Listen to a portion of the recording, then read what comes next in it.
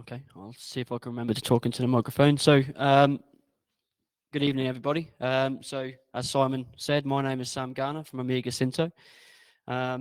Just a small introduction to myself. I've been with Amiga now for just over a year, so I'm fairly fresh, fairly green, if you want to call it that. But before that, I used to work in a foundry for about 12 years, and as you can probably tell from the accent, not in the local area. It was in a small foundry in Norfolk. I spent about 12 years there working up from greensand. We used to use greensand, and then we invested in some Amiga equipment probably about 5 years ago now. And obviously using the Amiga equipment, I got to know it well. And then the opportunity came up to join Amiga, which I took at the time. And that was, say, just over a year ago now, so probably about 15 months or so. So I'll do my best to answer your questions tonight if you do have any. Obviously, if I can't answer it, I will find out the answer for you and get back to you as soon as I can. Which button are we pressing? Okay. But tonight I'm going to be talking to you about the latest advances in sand reclamation techniques. Okay, so the ideal parameters for sand reclamation. So ideally, we'd like a good sand to metal ratio of about 4:1. That's kind of based on flaskless molds rather than mold boxes. Ferrous castings ideally, obviously hotter temperatures, more burnout with the sand. Organic binder. Inorganics do not burn, so organic is preferred. And also a low binder addition rate. So the lower amount of chemicals in the sand, the easier it is to remove. So just a couple of pictures on this one, sorry. So this is a ferrous foundry. Has good sand to metal ratio. So it's in a molding box, so it's probably a little bit better than 4:1. But as you can see, the sand is falling away without even being put onto the reclamation unit. So there's a high degree of sand burnout there, which is what we want. It's a good size casting for the box. So these are the sort of things that we're going to be looking for a better reclamation. Compare that to a non-ferrous foundry with poor sand to metal ratio. You can see some big lumps there, not a great deal of burnout, so minimal sand burnout. And as you can see, rather than sort of burning away, it's only really scorched the surface there. And sodium silicate, so sand reclamation, so no burnout whatsoever on this one. So this has to be mechanically reclaimed, and as you can see, it's being dumped into a reclamation system there. So loss on ignition buildup. So what we find is after about 15 passes or so, LOI tends to plateau if we stay within the parameters, the ideal parameters that we sort of set before. So low binder addition, good sand to metal ratio, for example. If we didn't keep those parameters, this line will continually rise and LOI will increase. So like I just said, controlling the LOIs. So what we normally do is we control the LOIs by the addition of new sand. So we use a mechanically reclaimed sand, and we introduce new sand into the system. If there were no dilution of this sand from our graph before, it would continually rise. But obviously with adding sand, you have to take away the sand to balance out your sand system. But with primary attrition only, chances are you're still disposing of sand, but you should consider further reclamation. The volume and process will dictate whether the mechanical or thermal reclamation is required. But we need to evaluate your sand systems to produce a sand balance diagram to determine that. So this is a typical sand balance diagram for alkaline phenolic. This is a 100-ton system, just for ease of maths. So we've got 37 tons of new sand coming in. We're running at about 70-30% blend, which is typical for alkaline phenolic. And we're also using 10 tons of new sand for cores. Obviously, with that, you're adding 37 tons of new sand. To balance out your system, you have to remove 37 tons. So you're basically chucking away 37 tons of sand that can be reused and reclaimed. So open loop on the previous diagram shows that mechanical reclamation is a considerable waste stream, like we said, 37 tonnes to be precise. This can be reduced by the introduction of some form of secondary processing rather than just primary processing. So what options do we have? This one's not working now. So thermal reclamation. So what is thermal reclamation? Thermal reclamation is sand bonded with an entirely organic binder. It can be reclaimed by heating up to above 600 degrees in an oxidizing atmosphere. The thermal reclamation burns off any binder and excess residues. And it's usually gas heated. I believe that in the past there may have been some electric and oil heated systems, but I don't think they particularly worked very well. Just an example, this is a 1 ton an hour thermal unit with a heat exchanger and a cooler package. I believe this is at Grange and Worrell. This is a 2 to 3 tons per hour system in our Amiga workshop, so this one hasn't been installed yet. And some of the bigger systems here, we've got 12 tons per hour thermal unit. So you can see the size there. So if the video works, so this is actually inside a thermal unit. So you can see the sand is being fluidized. I have turned the sound off on this because it's quite noisy. The sand is being fluidized with gas and air, and obviously ignited. And this is being heated up to about 600 degrees within the thermal itself to remove any organic residue left over. Within the thermal as well, what we need to do is to remove any VOCs, for example. We need to hold it about, get the temperature up to about 800 degrees and then have a dwell time of around 3 seconds to burn off these VOCs. That's quite important to be able to have control of that. So just another picture here. There we go. So you can see inside the pilot light there, bit of a still image.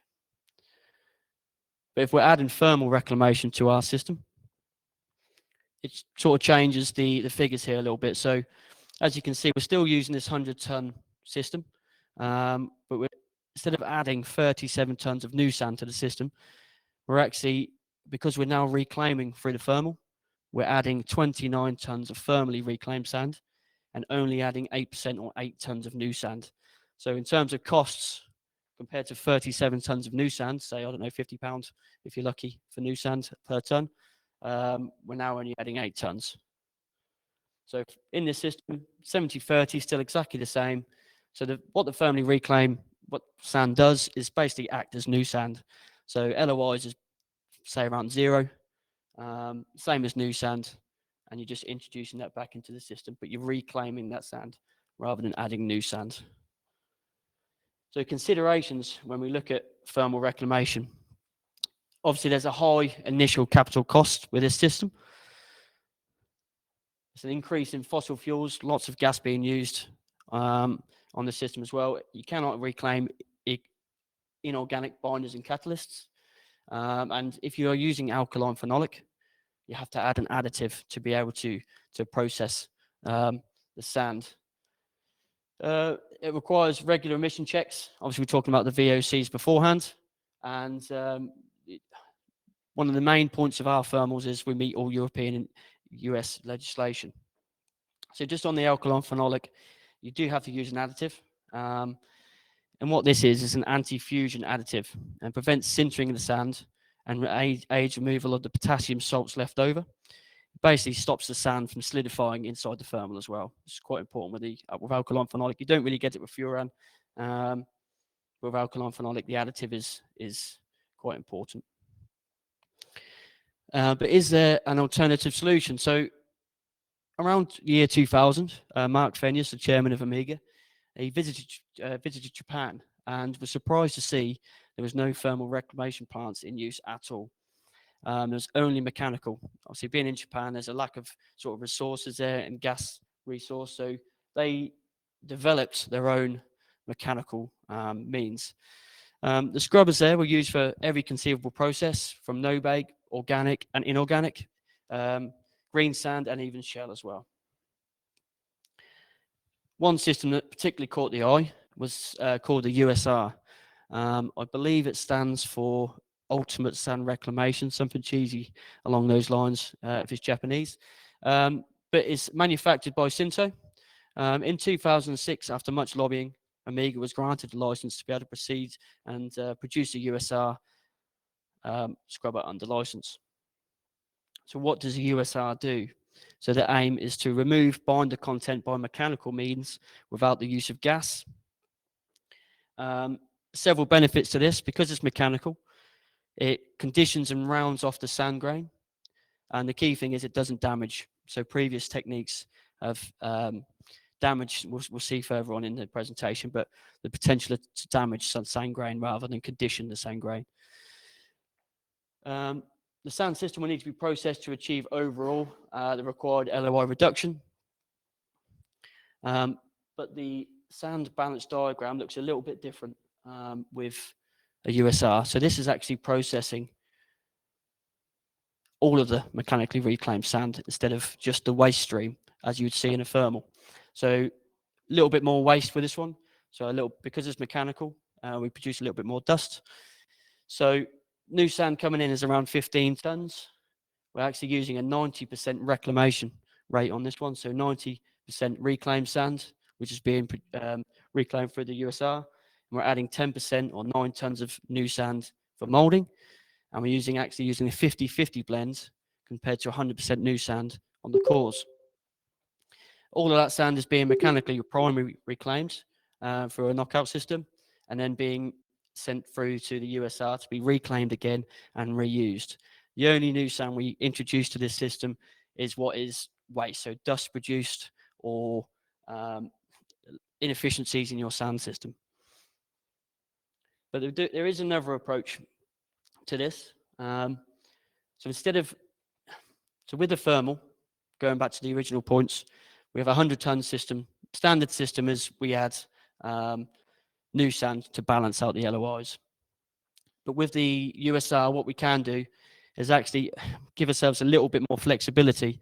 So without actually reclaiming all of the new sand, or all of the reclaimed sand, we can reclaim partial amounts and use 100% mechanically reclaimed, primary reclaimed sand to add to that USR reclaimed sand. So if we look at the LOIs, for example, so we go back to that 15% loss, which is a new sand replacement, which we have to add into the system anyway to replace our losses. With the USR sand, basing it roughly on a 1.5% LOI. After one pass, we typically half LOIs in the USR. So we're looking at about 0.75% LOI after one pass. Primary reclaimed sand that hasn't been processed, roughly about 1.5%. But if we go with that, as a whole, what we can do, we've got our new sand at 15%, 0 LOI. So this bottom line here, so it says system LOI. We have 55% of USR reclaimed sand at 0.75% LOI. We also then add in the primary reclaimed sand at your 1.5% LOI. So a blended system with all these sands included, we can control the LOI and keep it under that 1% mark. So we're looking at, with this system, with these figures, around 0.86% LOI. This gives us a little bit more flexibility. This means we have less running time for the USR. Less running time means less cost for electricity and whatnot. So whatever method of reclamation, as we've kind of alluded to already, there is always some loss. So whether that be burn on the castings, spillage, inefficiencies in sand systems, and removal of fines and dust within the dust extraction units themselves. But secondary attrition is not new. So some of the older, I believe these are before my time, but some of the older systems, the hammer mill, for example, here. So this kind of just hit the sand. So the hammers hit the sand at high velocity and break the dust off the actual sand grain. But with this system, it kind of damages the sand grain, which we don't want to do. Another one is a rotary reclamation. So this system has internal fins, as you can see from the picture. It spins at a very high RPM, and then using centrifugal force, it throws the sand up against the edge to create a scrubbing action. With that system, you tend to have 3 cells, so you have 3 spinning cells. But the drawbacks to that is, as we've seen, damage to the sand grain, high wearing parts. Obviously, you're chucking the sand around at high velocities. You need multiple units to reduce the LOIs, power consumption, and it's very hard to control the rate of resin removal. So the USR, so the benefits of the USR and how this works. So these are the whole system here, just going back one. You can kind of see to the left-hand side is the scrubbing cell, and on the right-hand side is the extraction system. It's quite a high hood there. But just to break it down, this is the scrubbing cell. So the sand will come in here at the top here, be introduced to the scrubbing cell, and this is the inside. So you can kind of see the drum in the middle here. This is a bit of a close-up. So the sand will drop down and be introduced to the rotating drum. This rotating drum spins at around sort of 500 RPM. And then using centrifugal force, it will push the sand up against the side of this drum. On the inside of the drum is ceramic lines. So we have ceramic tiles on here, hard wearing ceramic tiles. And you can also see there's some ceramic wheels. This is a hard wearing ceramic wheel as well. So the outside rotating drum spins, sand is pushed to the side, and then we press the sand using the ceramic wheels. But what this does, it gives us some control to be able to force the sand together to scrub itself, but we can measure that and control it. So as you can see, this is the back of the scrubbing cell, and we can measure the stroke here from the roller cylinders and the pressures, and we measure this pressure to give us the correct pressures that we need for each type of sand that we process. So just a little bit of a side picture here to give you a better view. So as you can see that on this top left-hand picture at the top, we have the drum, and you can see there's a small gap for where the sand is sitting in between the ceramic wheels and the spinning drum. That gap we can adjust. We can retain the sand in there for a certain period of time, and we can increase the pressure or decrease the pressure depending on the sand type. Typically, we measure how hard the scrub is by amps. So the USR rotating drum here, it's a bit of an old picture. Typically around sort of 50 amps will hold it at that area. Anything more than that, say 60 amps, if it goes above 60 amps, we can alarm and say that there's something wrong, we give it a bit of a too hard a scrub. But everything is controlled, and we can adjust the squeeze pressure. So what the USR does, so it improves the properties of sand by rounding off any angular parts of the sand grain. So as you can imagine, as the sand's in there, it's getting pressed. What that's doing is that's knocking any sharp edges or angular edges off a sand grain. So this improves flowability, permeability of your molds and your cores, and higher strength molds or cores with lower binder addition. So because it's rounding off the sand grain, it's a less surface area, so we need less resin to cover that sand grain. So if the video works again, see if Simon's done a good job. There he has. Spot on. So this is a bit of a better explanation than what I can explain. So 3D animation of how the USR works.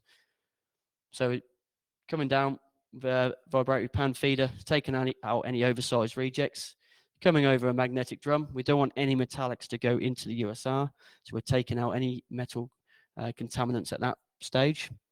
It's then dropping into the USR and the rotating drum.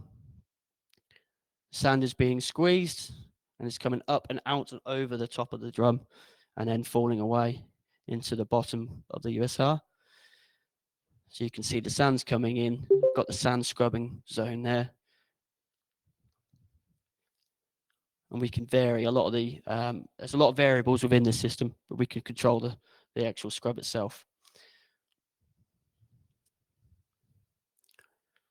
But as the sand falls away, it's a fluidized bed, and we have some agitator bars as a final screen almost. So what that'll do, the fluidized bed will raise the sand up, it hit the agitator bar, so any dust that's left over on the sand grain, it will remove that system. It will remove the dust from the sand grain. And then it's just pneumatically transported to storing silos or back to the mixer to be reused.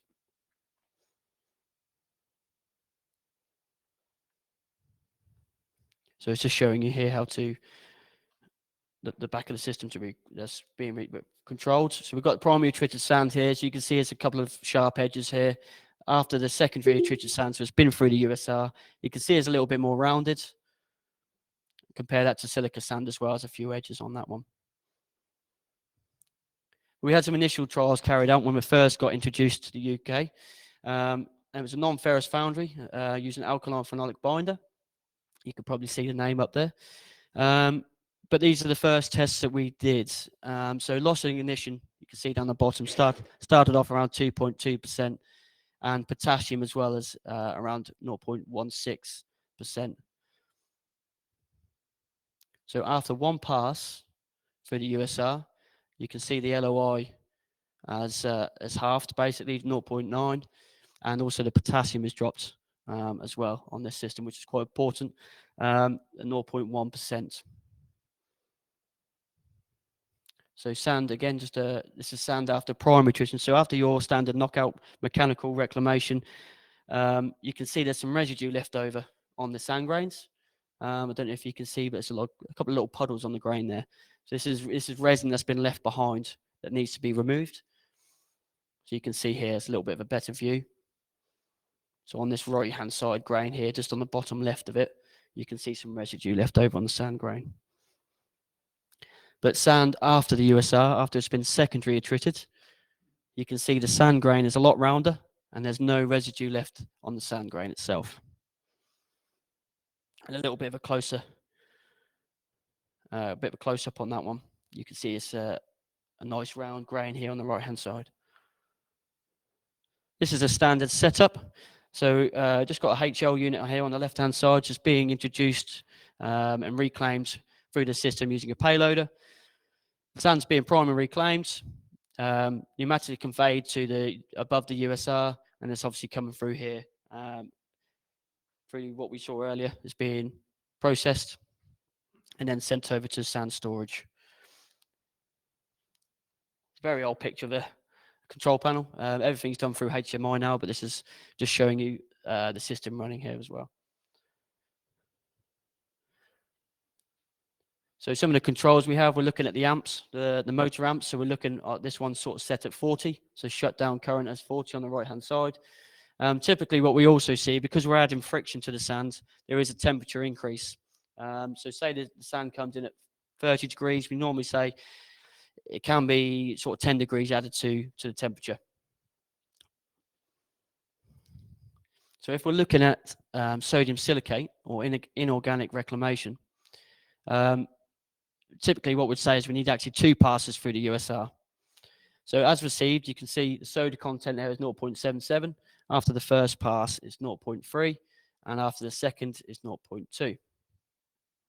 This is a reference foundry we have in called Wärtsilä. They make propellers using silicate. And I don't know if you can kind of see here, but underneath this is a 5.2, so it's a 5 ton an hour system. But the sand needs to be put through 2 scrubs, so it's actually 2 cells on top of each other that are stacked. The sand will come through one cell and then through the second cell. And an old picture of a control panel again. But you can see there's 2 cells stacked up on top of each other here. And then an updated version of that, basically. So you can see it's all controlled through HMI now. Temperatures are in there, all controlled. You see the ampage. But green sand reclamation. So how much new sand is being used in green sand molding? So you can see there's obviously a mixture of ventilated disc brakes, cores, some axles. Usually a lot of cores are associated with greensand molding. You could potentially make, thousands of cores per day. But if you're adding all this new sand into this system, you have to take it away to balance out your sand systems.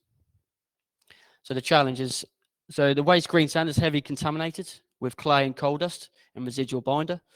The urethane coal box process is very susceptible to clay, and if not removed, will reduce the bench life and strength if being reused into cores. So in the past, greensand reclamation was undertaken by a combination of scrubbing and thermal techniques. The problem with this was very high initial capital cost, and the running costs are also high. So this was an older system. So it's being reclaimed on the right-hand side. Greensand's being introduced. It's being dried. Typically, we want less than 1% moisture. It's then being scrubbed and then being passed into a thermal and then being scrubbed a second time. So this whole system can be quite costly. So like we said, the initial scrub removes a lot of the volatiles and the clay, making it suitable for thermal processing. The thermal burns off the remaining volatiles, and then the last scrub takes away that last little bit of dead clay left on the sand grain. But the alternative solution, so going back to the USR, so following success with promoting the USR for no-bake applications, this was initially for reclamation of no-bake binders, such as Alkaline Phenolic. In Japan, they'd also used this technique for reclamation of greensand.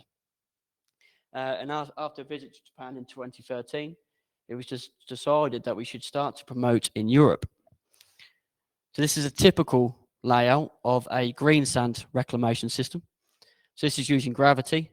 The greensand is being processed on the left-hand side through a dryer, and then it's being pneumatically conveyed up to the top of the system here, and it's being dropped into a USR. With greensand, we need to scrub it 3 times. But what we found is, if you can see on the right-hand side, there's actually 2 dust extraction systems. The first scrub, we try and remove a lot of the clay. It's a bit of a lighter scrub, but we can reuse that clay and reintroduce it back into the system again. The second scrub is a little bit more of a firmer scrub. It's taking away any of the dead clay, and then the same with the third as well. But this, as a case study in Turkey, it's one of the largest foundries in Europe. As you can see there, casting weights, quite a large range of product weight from 0.4 to 500 kilos. They've got 6 molding lines, and they're very heavily intensive on cores. But this is actually their presentation. So to go through some of their results. So their initial test results, as received, the demand value was 19. We want to get below 5. So you can see after the third pass, we managed to get to below 5. We did try a 4th pass, but as we found out that we didn't need that 4th pass to get some good results. You can see as received, the sand is covered in lots of clay, lots of dust, coal dust, and you can see after every scrub, you can see that polishing effect on the sand grain. So compare that from the first to the last pass or the third pass, you can see it's a lot cleaner. You can see that polishing effect.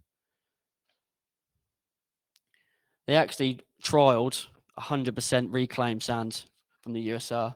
I don't think they did this for long, but they found out that they could do this and it worked, but they stuck to around 70-30% in the end. So typical castings, amine coal box, and they were reclaiming 95%. So based on the results in the Amiga pilot plant, casting trials, an order was placed in 2014. So this is their system. They have 3 inputs of sand, one from the polygon screen, one from the shakeout, and then scrap core sand. They all come into one central system. And then there's 3 separate 5-ton-an-hour systems to combine to make 15 tons of reclamation. So this is a standard schematic of the system here. Attrition unit, sand dryer, through the mag separator, and then scrubbed 3 times, and then before being cooled. And as you can see, we've also got the dust extraction system on the left-hand side. So the first dust extraction system has taken away that first bit of active clay.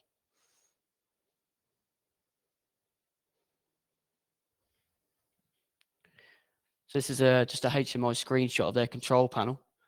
Quite a lot going on. But you can see there's 3 systems. Each system is 5 ton an hour. So you can kind of see on the last one as well, there's a double stack, but they removed that last double stack in the end and just went for a single stack. So there's 3 passes of the sand through the system. But conductivity of the reclaimed sand. So conductivity is an indication of active clay. And you can see after the 3rd pass, it's dropped down. We aim for around 100 conductivity and below, 80 ideally. So active clay and LOI content of the reclaimed sand also dropped down below 0.5%. So initial and secondary benefits. So same benefits that we saw with the alkaline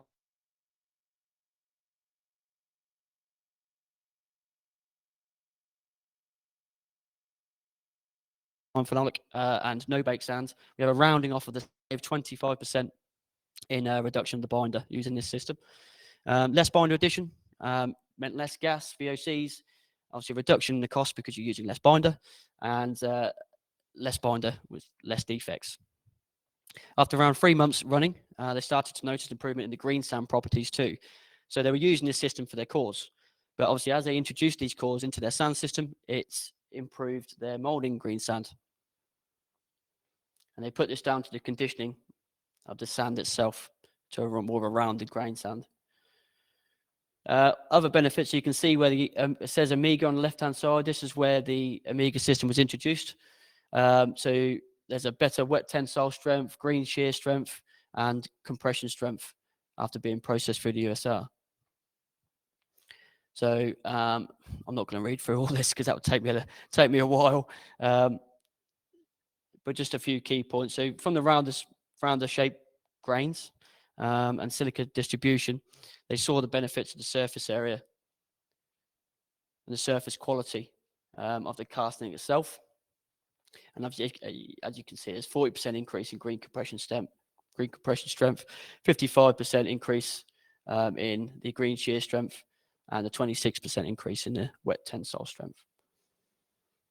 And consumption of raw materials. So back in 2014, you can see there was a lot more clay being added to the system, the bentonite on the top left. After being processed, we managed to reduce that down to about 80. Coal powder as well is reduced. So new sand addition and new core sand as well has managed to reduce that down. So this is how much sand was being processed through the reclamation system in 2021. So what Doctas had was because over the years they just reclaimed their sand and dumped their sand. They had their own landfill site behind the factory itself. What they was able to do was basically dig up the sand again, use this system, pass it through the USRs, and reclaim all the sand that they previously dumped at landfill.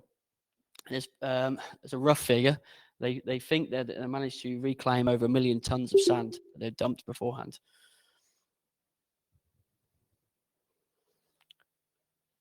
So just preaching the same things. Improved casting surface finish, reduced fettling times because of that, reducing consumption.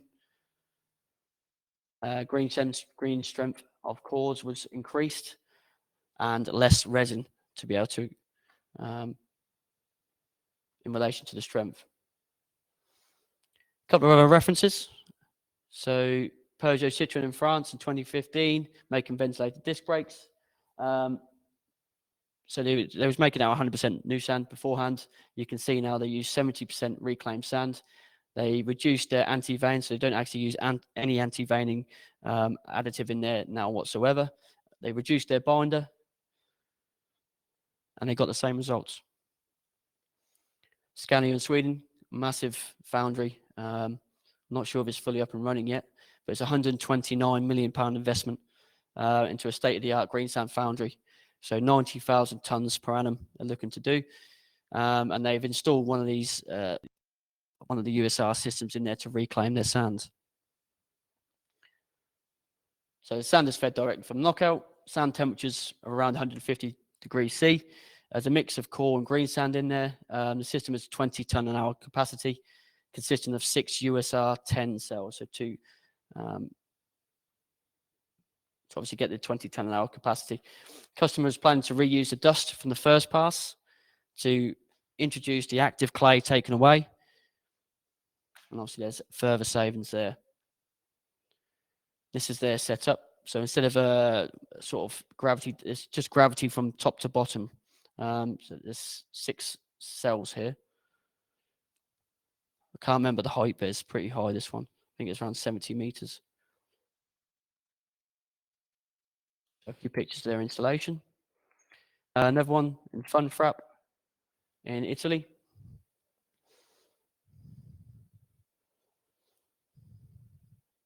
Automotive foundry. And they found exactly the same results. So just as a little conclusion for the trials, 4th pass was not required. Core making trials, excellent quality castings. Lots of foundries that we have as a reference for this. And Texid, they placed an order in July 2020 for a 5 ton an hour system, and installation was completed in 2021. That's their current system. The plant is operational since 2021, and reclaimed sand is currently being used in all the castings and production.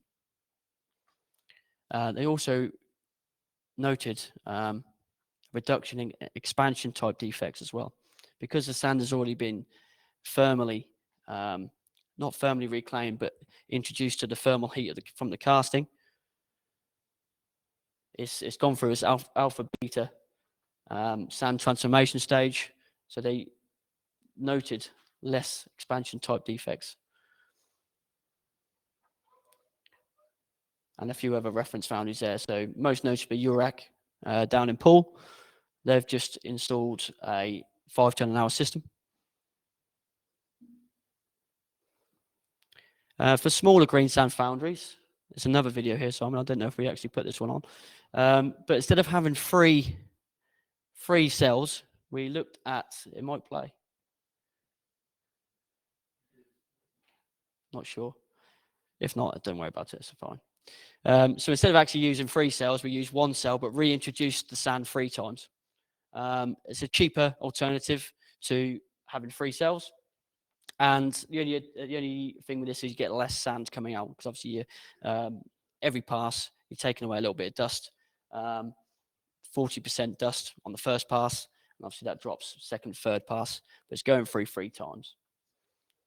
See if I can skip past that one. So some of these probably a lot more expensive now. Some of these are old prices, but just to give you a good side by side of a thermal plant compared to a USR. So basically what we're looking at here is the cost per ton. With a thermal plant, you're looking around £12, £13 per ton. Compare that to a USR secondary attrition, we're looking around £4 per ton. So there's a big difference there. Probably even more of a difference now with gas prices. Like I said, these are old prices, so we're probably looking at maybe £5 or £6 total on this one, and maybe £18 total on their thermal. With reclaiming sand, not only are you reducing your cost for new sand, but you're also taking off transport off the road. So removal from quarry, the energy it takes here, the washing and drying of the sand, the transport just is based on 250 kilometers, and the disposal of your sand after you've introduced your new sand. Obviously you need to dispose of that sand, the energy it takes. So if you can reclaim sand, environmentally you're saving 337 kilowatts per hour per ton of energy. And yeah, thank you for listening. Hopefully it was some insight into the USR and what it can do. And I think these systems will be introduced into UK foundries not just UK foundries, but foundries across the world as a good way of reclaiming and recycling sand. Does anybody have any questions at all? Yep.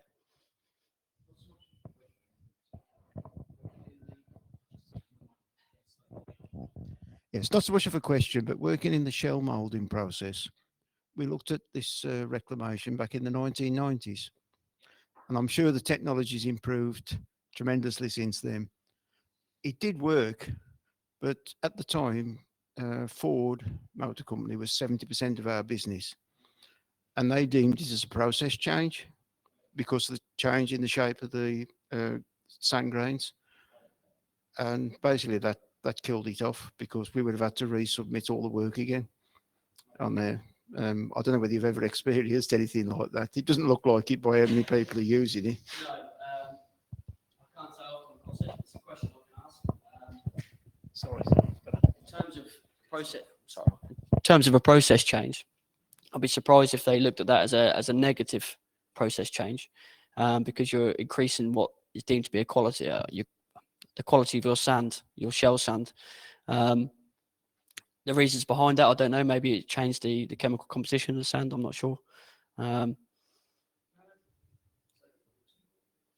Seemed to work okay, but they didn't accept it. Yeah. Okay. Okay. Maybe being back in the 90s, they weren't so open to changes. A few people are now, as you know, environmentally.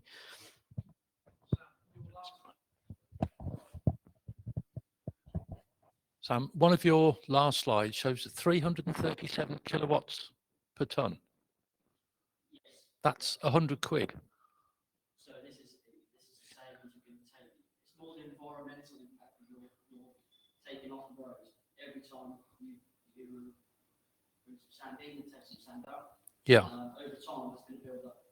So you're basically moving that environmentally more than anything away from what you're currently doing at the moment. So you're currently buying sand in. Yeah. All these companies are digging up the sand, drying the sand. This is per ton as well. Yeah. So £100 per ton every time you get some sand in, some sand out. Okay. Thank you.